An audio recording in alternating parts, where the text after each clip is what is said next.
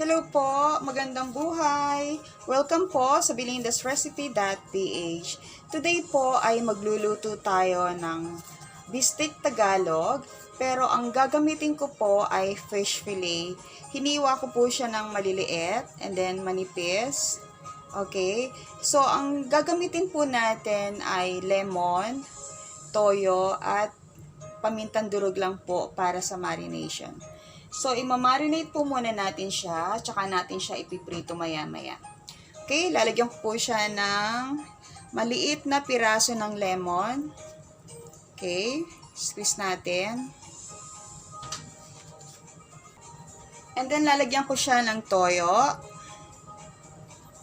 Konti lang po. Kung susukatin po, mga 1 teaspoon. And then, lalagyan natin siya ng pamintang durog. Konti lang po. Okay, and then imimix natin. Haluin po natin siya. Imamarinate po natin siya ng mga 10 to 15 minutes para po mas kumapit yung lasa. Okay, yung mga bago po sa channel ko, baka po pwedeng pakisubscribe nyo na rin ako.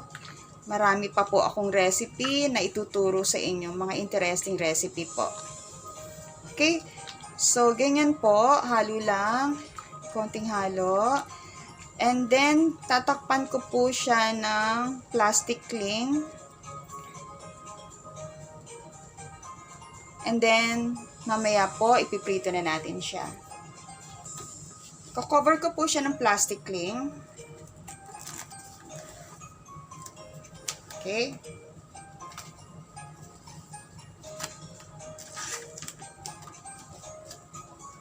Mga 10 to 15 minutes po, i-open natin siya maya-maya.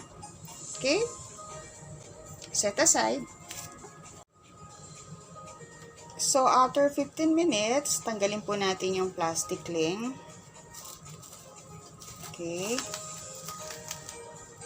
Alisin ko po yung plastic cling. Okay, and then gagawa po ako ng flour mixture. Coat natin yung fish natin.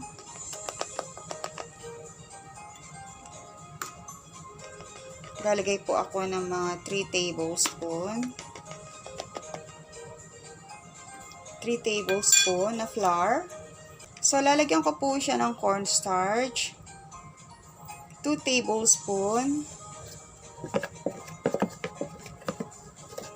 2 tablespoon na cornstarch.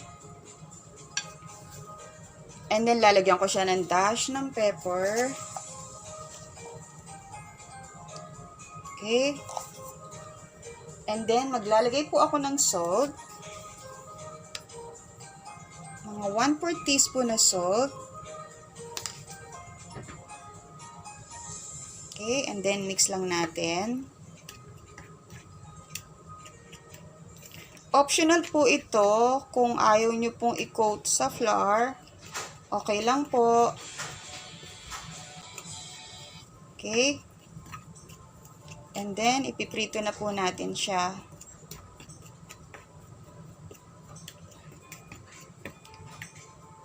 Okay, ganyan lang po. Okay, next po ay coat natin yung fish dito sa flour.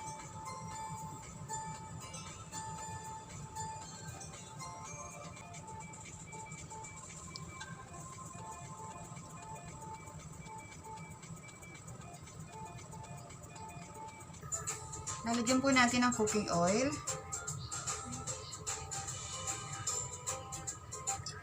Okay, and then, painitin po natin ng konti.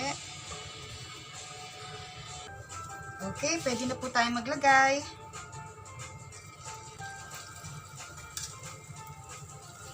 Lagay po natin isa-isa. And then, hindi po natin siya masyadong i-golden brown para hindi po siya matigas pag kinain.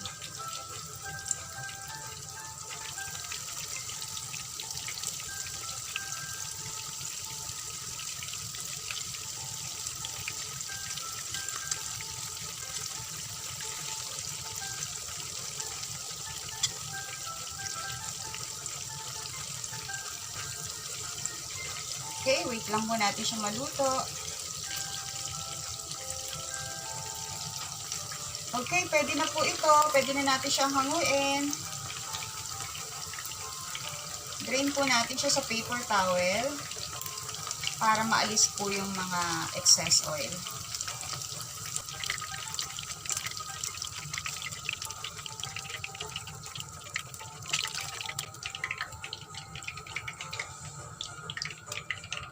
Ngayon po ay magigisa na tayo. Lalagyan ko siya ng oil. Mga 1½ tablespoon. Okay, and then lagay na natin yung garlic.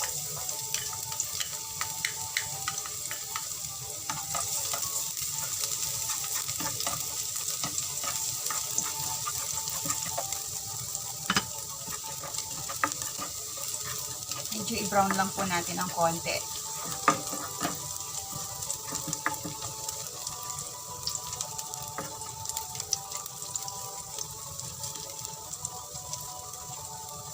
And then, pag lightly brown na po siya, lalagyan ko po siya ng water, 3/4 cup. 3/4 cup ng water, lalagay ko na.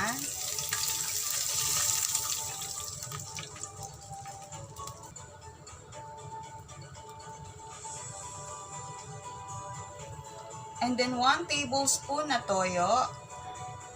Okay. 1 tablespoon lang po yung nilagay ko kasi baka umalat na eh. Naglagay na tayo kanina ng soy sauce dun sa marination natin ng fish kanina. And then naglagay pa ako ng salt dun sa flour. Kaya baka umalat na siya. And then maglalagay po tayo ng Bayleaf. 1 pirasong Bayleaf. Lalagyan ko siya ng crushed black pepper, 1/4 teaspoon, and then 1/2 tablespoon sugar, brown sugar, and then 1 tablespoon lemon, pwede rin po ang kalamansi. Okay, and then haluin lang natin siya.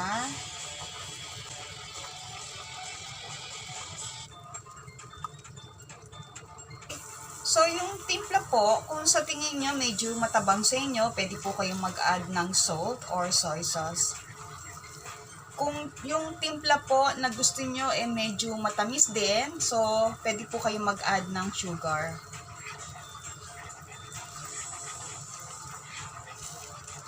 Meron po kasing mga tao na mataas ang timpla. So, depende na po sa panlasa nyo yun.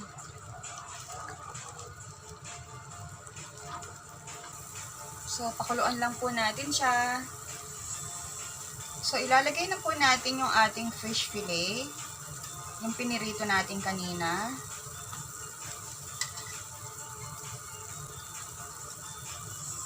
Yan, sasama na natin lahat.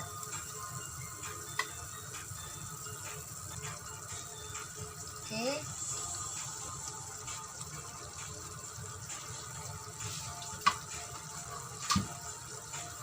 And then, ilalagay ko na rin po yung sibuyas.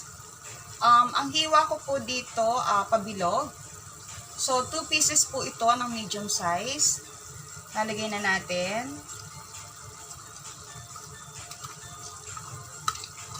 Yan. Okay. So, haluin lang natin para maluto po yung onion.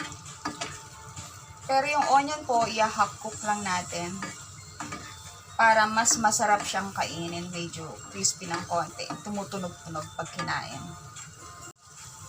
So, ito po, okay na po ito. Luto na.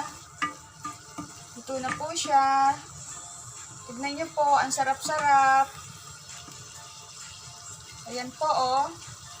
Okay na po, luto na po ang ating Bistek Tagalog na fish fillet po ang ginamit ko. Okay.